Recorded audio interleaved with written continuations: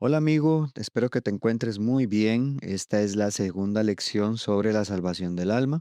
Hemos visto que el Evangelio es la buena noticia que nos dice que podemos alcanzar la salvación por medio de la muerte, la sepultura y la resurrección de Jesús. Y ahora continuamos observando que el Evangelio es un mensaje que espera una respuesta.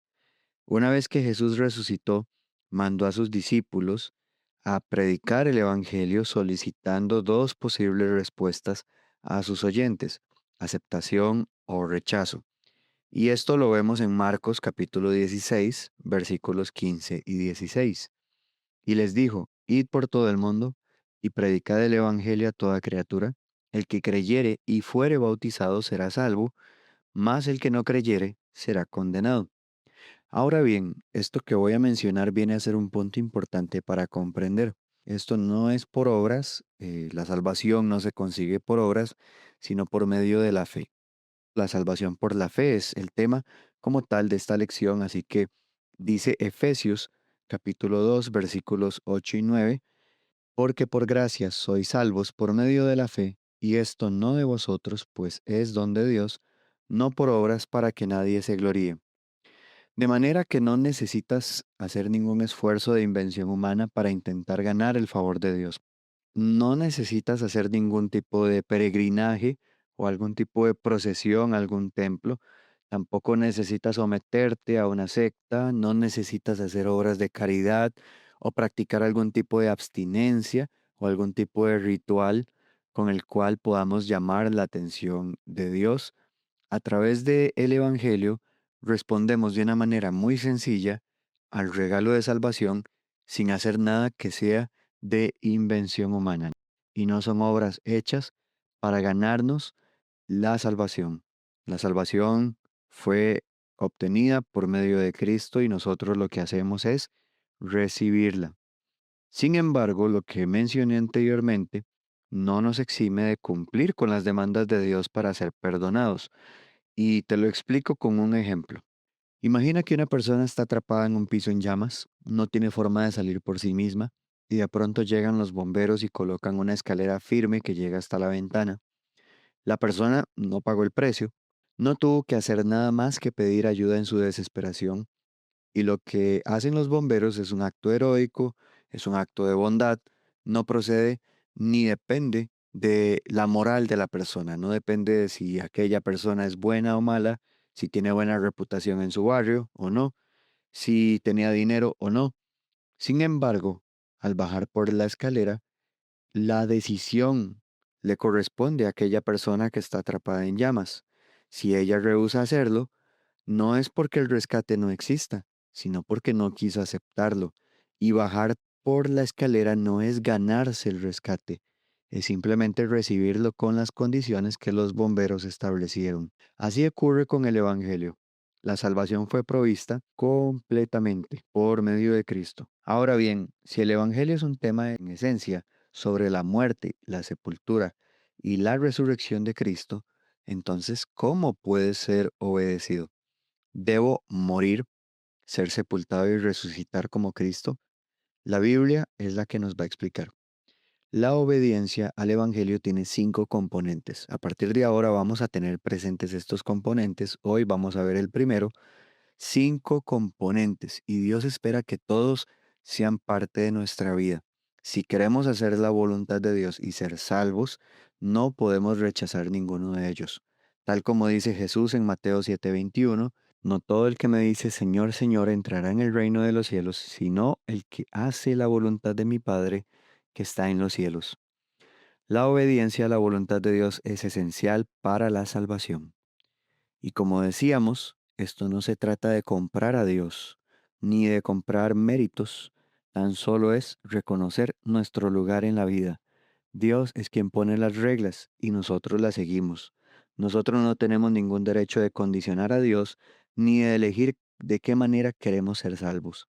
Así que mucho cuidado, hay muchos engañadores en el mundo que justamente están haciendo esto, enseñando a la gente que deben pues hacer algunas cosas pues diferentes a las que tienen los componentes del Evangelio o que no deben hacer absolutamente nada para ser salvos. La Biblia es la única autoridad que determina qué se hace o no para ser salvos. Así que de la misma manera que la lección anterior lo hizo, vamos a procurar aferrarnos a la Biblia, a la palabra de Dios, para entender cómo se recibe, cómo se obedece el Evangelio por medio de la fe. Para esta ocasión, tratamos primero la base principal, que es la fe. Es el primer componente, es el piso de la obediencia al Evangelio, y en las siguientes lecciones vamos a observar los demás componentes o los demás pasos. La fe es un tema que ya hemos observado en la lección anterior, en aquellas citas bíblicas que habíamos leído. Usualmente observamos que quienes obtenían la salvación eran quienes creían, quienes tenían vida eterna, eran los que tenían fe. Entonces podemos deducir que de estos textos la fe es el primer componente para ser salvos.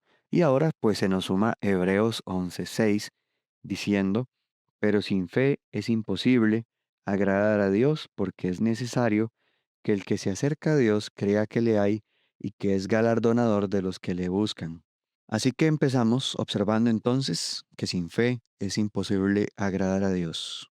Para poder ser aceptables delante de Dios, entonces hay que tener fe. Es necesario, es sumamente necesario tener fe. Y quiero pues establecer algo pues de antemano, y es que la fe bíblica o la fe que Dios acepta no tiene que ver con estados emocionales temporales o con subidones de optimismo. El optimismo o positivismo no es fe. Pero la fe que Dios acepta no es grande ni pequeña, sino que lo que vemos en la Biblia es que la fe que nos lleva a la salvación es aquella que acepta la palabra de Dios con convicción. ¿Aceptas que Jesús es el Hijo de Dios y que por su muerte puedes tener perdón de Dios y que Él resucitó y que nos va a dar vida eterna? Sí, muy bien, excelente.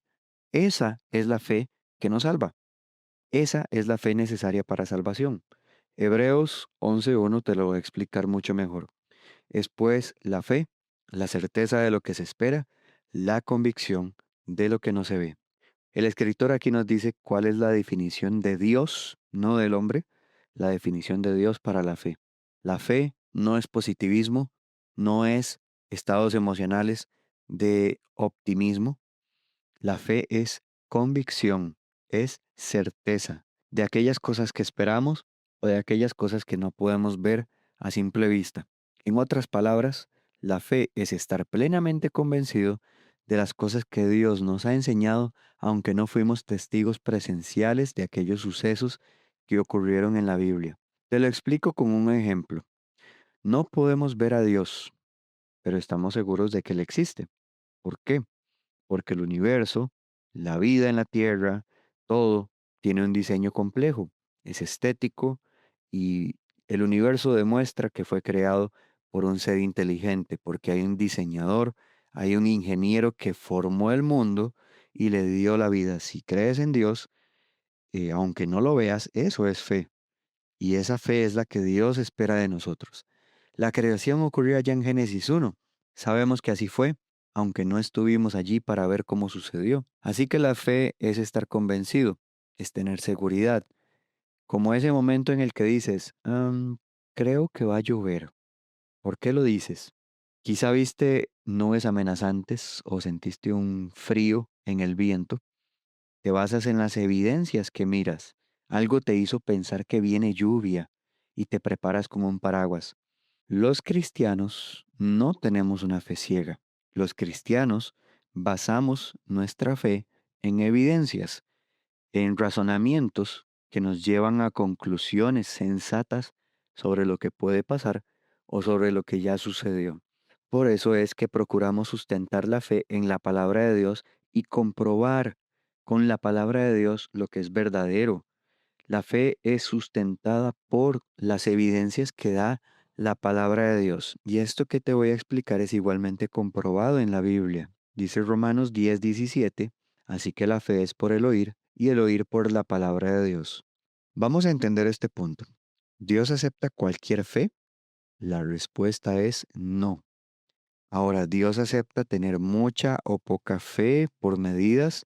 También la respuesta es no. Hay quienes creen en Dios porque en algún momento de sus vidas tuvieron una experiencia impactante como sobrevivir a un accidente o a un terremoto, o es una herencia familiar o una tradición cultural, y sí, todo lo anterior puede producir o influir en la fe que uno tiene, pero no es la fe que salva. Solamente la fe en la palabra de Dios, la fe que viene por oír la palabra de Dios, de acuerdo a lo que leímos en el pasaje anterior, esa fe en la palabra de Dios es la que salva. No hay otra fuente en la que se encuentra la salvación. Muchos opinan sobre qué es fe, vibra positiva, optimismo, qué es lo que se siente en el corazón, qué es lo que dice una experiencia de vida, que para agradar a Dios hay mil maneras en las que se puede hacer, otros que pues no se puede agradar de ninguna forma. Hay opiniones, hay enorme cantidad de opiniones, pero este tipo de recomendaciones se hacen sin conocimiento serio ni responsable de la palabra de Dios. Sería muy irresponsable de nuestra parte delegar nuestra salvación a la opinión ajena. La forma en la que aseguramos nuestra salvación es confiar en lo que Dios tiene para decirnos. Juan 12:48 dice, el que me rechaza y no recibe mi palabra, tiene quien le juzgue. La palabra que he hablado, ella le juzgará en el día postrero. Lo que aprendimos de nuestros abuelos y padres, de amigos, de experiencias de vida, no son lo que Dios va a usar como regla de fe, no son lo que Dios va a usar como regla para el día del juicio, para determinar si entramos a la vida eterna o somos condenados. Todo esto es subjetivo e inestable. Y este texto que leímos recientemente dice que solamente la palabra de Dios es la que se va a colocar en el tribunal y nuestras vidas se van a examinar conforme a lo que está escrito en ella. Luego vemos que la fe que Dios acepta es la que se basa en Cristo y su Evangelio.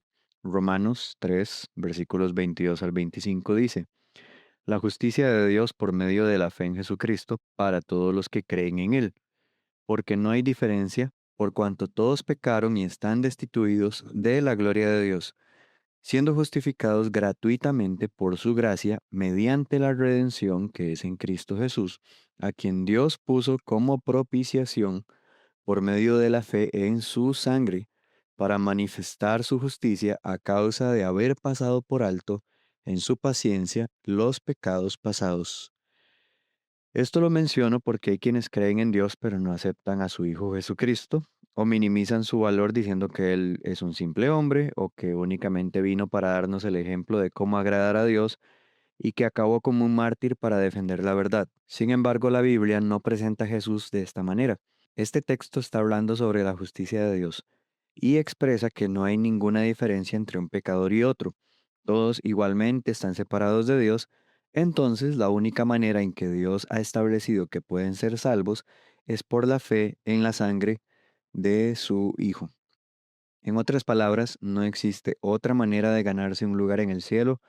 No es posible agradar a Dios haciendo obras de caridad, ni como activista en obras benéficas. No es posible salvarse a través de rituales o siguiendo la religión, por más que éstas aparenten ser piadosas o iluminadas con sabiduría. Si la sangre de Cristo no limpia tus pecados, no hay nada que pueda hacerlo. Y finalmente la Biblia nos enseña que la fe es actuar en coherencia con la voluntad de Dios. Así como dice Santiago 2:26, porque como el cuerpo sin espíritu está muerto, así también la fe sin obras está muerta. Si leemos un poco más atrás en Santiago, desde el versículo 14, veremos que Dios espera que nosotros tengamos una fe activa, una fe que obedece. Es decir, no estamos obrando, como decíamos anteriormente, para ganar puntos para con Dios. No estamos obrando para que Dios nos dé la salvación como una paga, sino que la fe responde de una manera natural en obediencia a la palabra de Dios. Esto quiere decir que la fe debe ser demostrada, porque para Dios no tiene mucho sentido que la fe esté guardada en el corazón sin hacer nada. Imagínate que un esposo le dice a su mujer que la ama, pero tiene un comportamiento agresivo, le es infiel, o no la respeta, no le da muestras de amor de ningún tipo. ¿De verdad la ama? Así también, si decimos que creemos y amamos a Dios, pero no actuamos en coherencia con tales palabras, lo que decimos resulta falso. Te comparto un ejemplo de un caso en la Biblia. Pongo un caso muy conocido que es el de Noé. Dios le dijo a Noé que construyera un arca porque vendría un diluvio. ¿Te imaginas si Noé hubiera dicho a Dios, amén, sí Señor, yo creo en ti y en lo que vas a hacer, y no mueve ni un solo dedo para construir el arca? Suena absurdo, ¿no? Puede que en tu corazón ames y confíes plenamente en la bondad de Dios, que si no eres consecuente con esa fe, de poco te aprovecha. Por eso, en el siguiente componente de la obediencia al Evangelio, vamos a la práctica.